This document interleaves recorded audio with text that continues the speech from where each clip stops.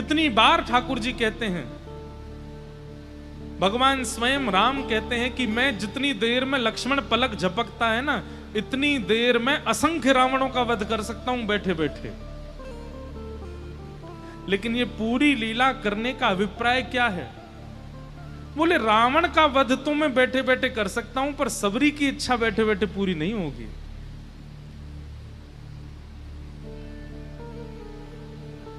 रावण कुंभकर्ण का वध तो बैठे बैठे हो सकता है, पर विभीषण पर अनुग्रह बैठे बैठे नहीं होगा। राक्षसों का वध बैठे बैठे हो सकता है, पर हनुमान पर कृपा बैठे बैठे नहीं होगी। उसके लिए तो आना पड़ेगा। हिरण्यकश्यप को मैं बैठे बैठे मार सकता हूं, लेकिन प्रहलाद पर कृपा करने के लिए तो मुझे जाना पड़ेगा।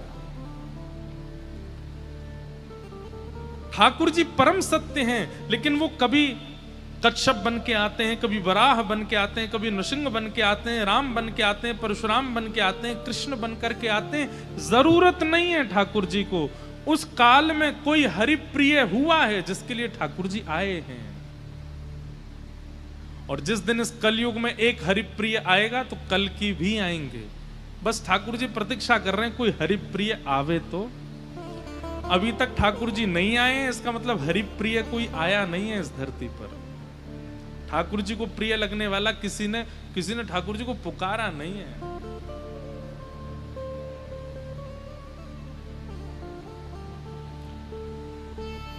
ऐसे परम सत्य परमात्मा जो पृथ्वी जल अग्नि वायु आकाश को भी अपने वश में रखते हैं, जिनको जन्म लेने की आवश्यकता नहीं है, जिनकी कभी मृत्यु नहीं होती है, वो परम सत्य हैं। लेकिन एक किसी परम वैष्णव की इच्छा की पूर्ति के लिए अवतार धारण करके आते हैं, अनुग्रह करते हैं, कृपा करते हैं। ऐसे परम सत्य परमात्मा को हम प्रणाम करते हैं। सत्यम परम धीमहि।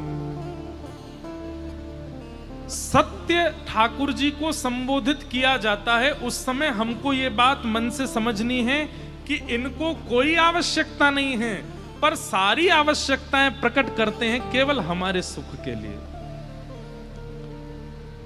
आप लोग अपने घर की सेवा में ठाकुर जी का बिस्तर इसलिए मत बनवाया करो कि ठाकुर जी उस पर सोएंगे तो उनको आराम मिलेगा। हाँ, ये सूक्ष्म भावना तो होनी ही चाहिए, पर ठाकुर जी उस पर पौड़ते अपने सुख के लिए नहीं है। आपको ठाकुर जी को सुलाने में आपको सुख मिलेगा, इसलिए ठाकुर जी सोते हैं, उनको आवश्यकता नहीं।